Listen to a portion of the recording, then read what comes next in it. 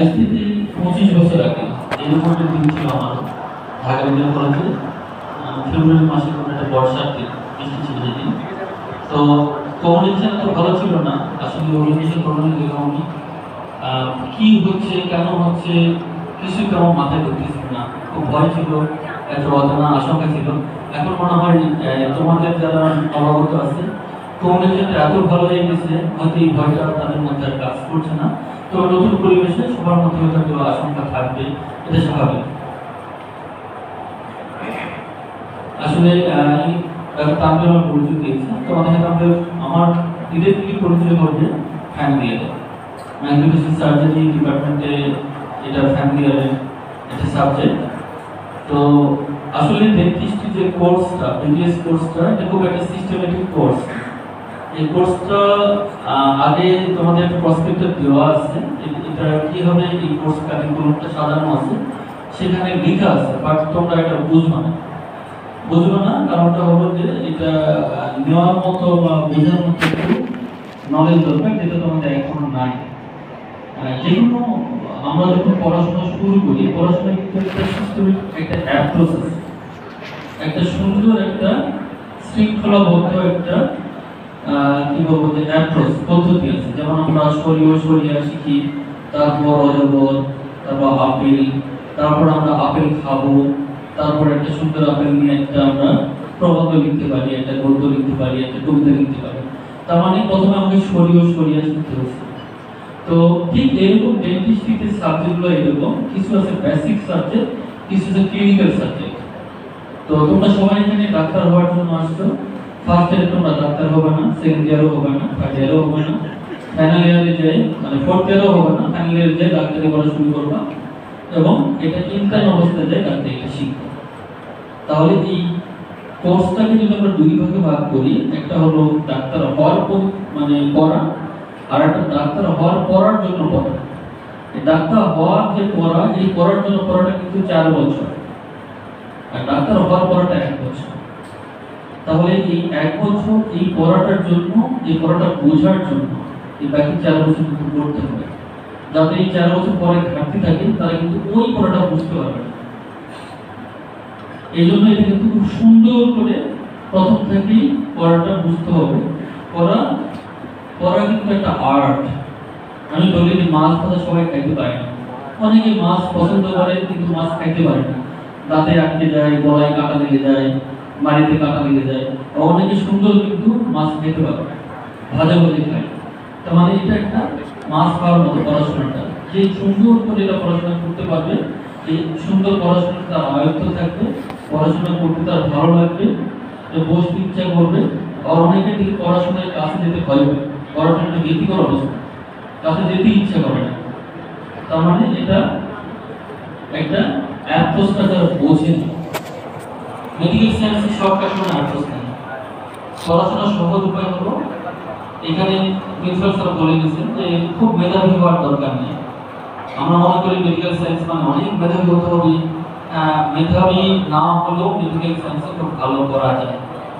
ঠিক আছে, অধ্যবসায় দিয়ে একটা মাঝারি মানে একটা স্টুডেন্ট কিন্তু ভালো করতে পারবে, বাট একটা টপ ক্লাস মেধাবী স্টুডেন্ট অধ্যবসায় ছাড়া ভালো করতে পারবে না। তার মানে এটা প্রমাণিত যে অধ্যবসায় দিয়ে ভালো করা যায়। প্রিন্সিপাল স্যার নিজে তার এক্সাম্পল বলছেন, প্রিন্সিপাল স্যার কিন্তু তার ব্যাচের ফার্স্ট হয়েছিল এবং রাজশাহী বিশ্ববিদ্যালয় তৎকালে কিন্তু ফার্স্ট হয়েছিল ওনার ব্যাচে। কিন্তু উনি নিজে বলে দিয়েছেন উনি কিন্তু খুব টপ মেধাবী ছিলেন। অধ্যবসায় পড়াশোনা নিয়ে, পড়াশোনা করতে বলবে, অনেকে তুমি ফিক্স করবে, বলবে আপেল বলবে, কোনো অসুবিধা নেই, তুমি ওটার জন্যই আসছো। এটা কোনো টিচ করবে, এটা গায়ে রাখবে, তোমার মনে হবে যে আরেকটা জিনিস, যারা খুব গ্রাম থেকে আসে, এখানে হয়তো ডিফারেন্সটা কমিউনিকেশন অনেক সহজেই বেশি, কমিউনিকেশন খুব ডিফারেন্স নাই, একদম প্রত্যন্ত গ্রাম থেকে রংপুর শহরের ডিফারেন্স খুব বেশি না। কিন্তু আমাদের সময় ছিল যেটা প্রত্যন্ত গ্রাম থেকে ঢাকা শহরের ডিফারেন্স অনেক বেশি ছিল। আমরা অনেকে দেখছি যে অনেক গ্রাম থেকে আসা ছেলেমেয়ে খুব অল্প দিন তারা কিন্তু ডিরেল হয়ে গেছে। খুব মেধাবী ছেলে, খুব মেধাবী, তুফর মেধাবী, আমার রুমমেট ছিলেন, তারা ডিরেল হয়ে গেছে। তো এখানে এটা বলছিলাম যে পড়াশোনাটা করতে হবে ডেইলি বেসিস, প্রতিদিনের পড়াটা প্রতিদিন শেষ করতেই হবে। যেটা রয়ে যাবে ওই পড়াটা কিন্তু এক সময় চাপ তৈরি করবে। আর এটা বললাম যে একটা পড়া না বুঝে আরেকটা পড়াতে যাওয়াটা গেলে যেটা হবে, পড়াশোনাটা অস্বস্তিকর মনে হবে, কষ্টকর মনে হবে, তখন একটা চাপ মনে হবে, পড়াশোনার প্রতি একটা ভীতি জানাবে। এই জন্য প্রতিদিনের পড়া প্রতিদিনটা শেষ করা। কারণ এটা স্যার বলেছে কোনো প্রাইভেট নাই, কোনো টিউটর নাই, এই যে যেটা স্যার ক্লাসে পড়বে ওটা পড়তে হবে যে, এবং স্যার কি বলছে এটা নোট লিখে দিতে হবে। তো প্রতিটা পড়া বুঝে, বুঝবো না পড়া পড়বো না বুঝে আগাবো না। তাহলে বুঝবো কার কাছে, পরবর্তী ক্লাস স্যারকে জিজ্ঞেস করবো না সিনিয়রকে জিজ্ঞেস করবো। ওটা বুঝে এখন তো অনেক বই আছে ইন্টারনেটে, এখন কিন্তু ইমেজ সার্চে ইমেজ দেখা যায়, ভিডিও দেখা যায়, অনেকভাবে এখন কিন্তু নলেজ গ্যাদার করার সুযোগ আছে। না বুঝে ওরা আগানো যাবে না, তাহলে বড় চাপ তৈরি হবে। আর একটা হলো চোথা গাইড বই, এটা প্রথম থেকে অ্যাভয়েড করতে হবে। এটা পড়ার পরিধি জ্ঞানের পরিধিকে সংকীর্ণ করে দেয়। কারণ পড়াশোনার কিন্তু ব্যাকগ্রাউন্ড আছে, ব্যাকগ্রাউন্ড ছাড়া পড়াশোনা একটা জিনিস তৈরি কিন্তু একদিনে হয় নাই, তার পিছনে অনেক ইতিহাস আছে। এই ইতিহাসটা জানলে ওটা মনে থাকে। আমি একটা সিম্পল একটা বলি, নেপাল সম্বন্ধে গল্পটা বলি, নেপালে একজন জনসংখ্যা এত, এই পপুলেশন এত, এটা বলি না। নেপাল যে হিস্ট্রি দিয়ে আমি যেটা সুন্দর করে বুঝাই বলি, মনে থাকে অনেক দিন। ঠিক পড়াশোনা এটা ব্যাকগ্রাউন্ডটা জানতে হবে। এই জন্য একটু সময় লাগলেও সুন্দর করে এটা আগায় নিতে হবে।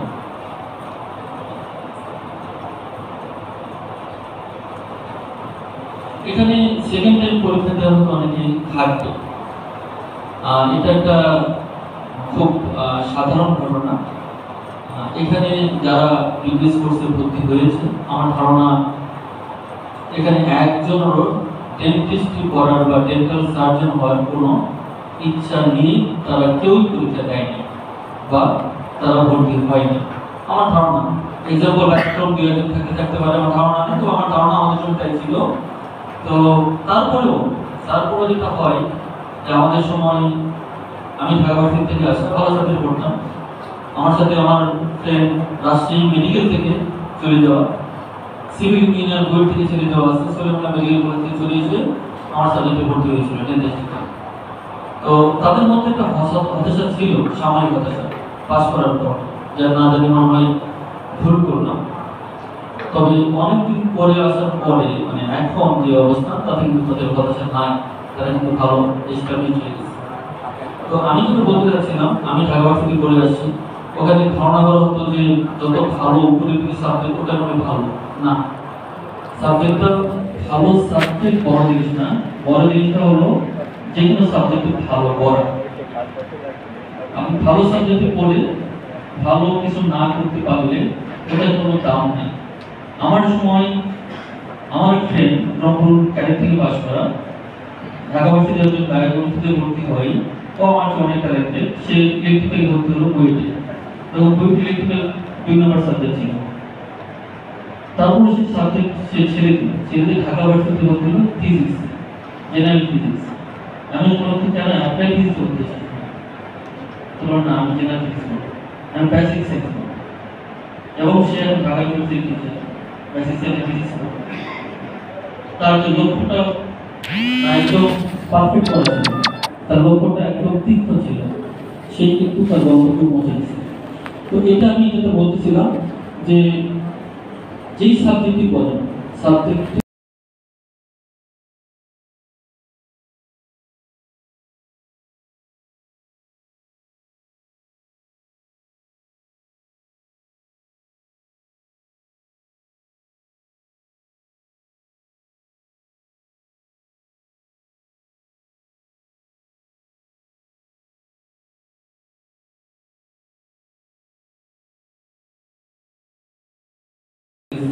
এরকম দুজন আছে, দেশের বাইরে 4-5 জন, আরো বেশি গেছে, 6-7 জনের মতো দেশের বাইরে আছে। কেউ স্কলারশিপ নিয়ে গেছে, জাপানে মনে স্কলারশিপ পাইছে। তো এরকম কিন্তু অনেক জায়গায় তারা চলে গেছে, এবং দু একজন খুব ভালো প্র্যাকটিস করতেছে। তো তার মানে যেটা হলো যে এখান থেকে ভালো করা যায়, এখানে কম্পিট করা যায়, এবং ভালো অবস্থানে নিজেকে নিয়ে যাওয়া যায়। তো এই জন্য যেটা বলবো যে যারা সেকেন্ড টাইম পরীক্ষা দিতে চান, তারপরে তো তারা কিন্তু আমাদের এখানে এখানে ঝরে যাওয়ার কথা আমি বললাম যে ভালো উদাহরণ করলাম, উল্টো উদাহরণ আছে। ঝরে যাওয়ার ডিলের হওয়ার মানে যারা ডিলের হয়ে গেছে, ডিলের হওয়ার কারণটা হলো যে লক্ষ্য বিচ্যুত হওয়া, মানে মেন প্রায়োরিটি এবং মেন প্রায়োরিটি বাদে অন্যান্য প্রায়োরিটি। স্যার বলে গেছেন যে একাডেমিক অ্যাক্টিভিটিস এবং এক্সট্রা কারিকুলার অ্যাক্টিভিটিস এবং এক্সট্রা কারিকুলার বাদে অন্যান্য অ্যাক্টিভিটিস। যখন মেইন অ্যাক্টিভিটিস যেটা একাডেমিক অ্যাক্টিভিটিস এটা বাদ দিয়ে যখন অন্যগুলোকে প্রায়োরিটি দেওয়া হয় তখন কিন্তু লক্ষ্য বিচ্যুত হয়ে যায়। আমাদের স্টুডেন্টের প্রতি আমাদের অ্যাডভাইস থাকবে, লক্ষ্য হবে একদম বাঘ বা সিংহের মতো।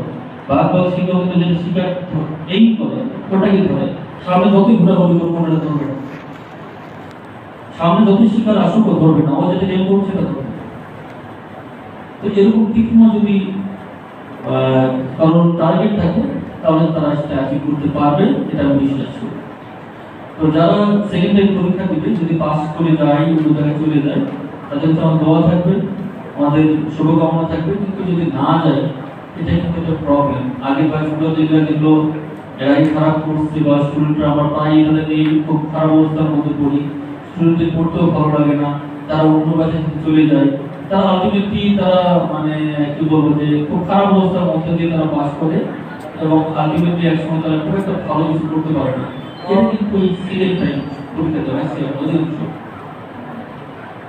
তো আমরা এবার যেটা করছি গতবার, যারা সেকেন্ড টাইম পরীক্ষা দিয়েছে তাদের আমরা আর কন্টিনিউ করতে দিইনি। আমরা তাদের বলে দিচ্ছি যে তোমরা নেক্সট ব্যাচ থেকে রেগুলার ক্লাস করবে, কারণ ওই ঘটনা যেন না ঘটে, তাহলে ওরা যেন অ্যাডাপ্ট করে নিয়ে একসাথে আবার তাল মিলে যেতে পারে যদি এক কিছু পিছিয়ে যায়।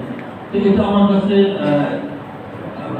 আপনাদের কাছে আমাদের অনুরোধ থাকবে, যদি আপনাদের কোনো বাচ্চারা পরীক্ষা দিয়ে পাস না করে তাদের পরবর্তী রেগুলার ব্যাচের সাথে কাজ করতে দিবেন বা আমাদের প্রেশারাইজ করবেন না, অনুরোধ করবেন না। তাদের ভালোর জন্য আমরা যেটা মনে করি সেটা আপনারা মেনে নেবেন। আর যেটা বললাম যে আমাদের এখানে কিন্তু ডেন্টিস্ট্রি ডে বাই ডে কিন্তু এগিয়ে যাচ্ছে। আপনারা জানেন যে সারা ওয়ার্ল্ডে ডেন্টিস্ট্রি টপ প্রফেশনের মধ্যে একটা, মানে সারা ওয়ার্ল্ডে যদি লোভনীয় প্রফেশন যদি বলেন ইউরোপ বা আমেরিকা বা অ্যাডভান্স ওয়ার্ল্ডে, তাহলে কিন্তু তারা টপ প্রফেশনের কথা বলতে ডেন্টিস্ট্রি তারা অন্যতম। বাংলাদেশ থেকে ডেন্টিস্ট্রি কিন্তু এগিয়ে যাচ্ছে। আগামী ডেন্টিস্ট্রি বলতে যা বোঝালাম সেটা কিন্তু আর নাই। নতুন স্কোপ তৈরি হচ্ছে, আর নতুন স্কোপ মানে নিজেকে যদি ডেভেলপ করা সম্ভব হয় তাহলে নিজেরাই কিন্তু নতুন একটা করে সুযোগ তৈরি করতে পারবে এবং নিজের সম্মান বয়ে রাখতে পারবে। তো এটাই আমি শুভকামনা সবাইকে জানাচ্ছি যে সবাই ভালোভাবে পড়াশোনা করবে এবং নিজেদের সমৃদ্ধির সাথে থাকবে, নিজেদের সম্মান বয়ে রাখবে। ধন্যবাদ। ধন্যবাদ। আজকে বাইরে দাঁড়িয়েছিলাম অনুষ্ঠান পরিচালনার জন্য বিভিন্ন কাজ দেখি আমার এক ছাত্র আমার দিকে দূর থেকে তাকায় হাসতেছে, আমি খুশি। কি ব্যাপার, আমাকে দেখে হাসতেছে, কি সমস্যা? কাছে গিয়ে বলা কি ব্যাপার, হাসতেছে না? স্যার আমার খুব ভালো লাগতেছে। কেন ভালো লাগতেছে? বলে স্যার আপনি এত রাগী টিচার, আজকে আপনি কোনো বিশেষ আমাদের সাথে কথা বলবেন। তখন আমার মনে হলো যে না, আসলে এটারও দরকার আছে বছরে একটা দিন। ছাত্র শিক্ষকের একটা সম্মানজনক দূরত্ব 12 ব্যাচকে আলাদা করে বলে দিচ্ছি। আমার কিন্তু ভয়েস চেঞ্জ হয়ে গেছে, এই সম্মানজনক দূরত্ব শেষ দিন পর্যন্ত বজায় থাকবে। আরেকটা কথা, তখন সময় অল্প ছিল, আমাদের জন্য বলতে পারি memory need to B created. Memory কোনোদিন অটো ক্রিয়েটেড হয়, মেমোরি তৈরি। যেমন আমার এই ভাই চলে গেছে, আমি ফোন করে ডেকে আনছি, কেন? ভাইয়ের সাথে একটা ছবি তুলবো। কেন ছবি তুলবো? এই যে আমাদের ভালো ফটোগ্রাফার আছে ফুয়া, ওকে রেগুলার পাবো না, আমাদের এই ব্যানারটা একটু লাগবে, কেন? প্রসপেক্টাস একটা ছবি দেওয়া। তো মেমোরি ক্রিয়েট। তোমাদের কি আমাদের সাথে ছবি তুলতে ইচ্ছা করতে চাই? তাহলে আমরা ব্যাচ ভিত্তিক একটা করে ছবি তুলবো। আমি প্রথমে অনুরোধ জানাচ্ছি আমাদের যারা সহকর্মী রয়েছেন সবাইকে একটু সামনে আসার জন্য। তোমরা 3টা চেয়ার একটু বাড়াতে পারো, সবাই একটু সামনে আসো, মেয়েরা আসো, সবাই আসো, সবাই আসো।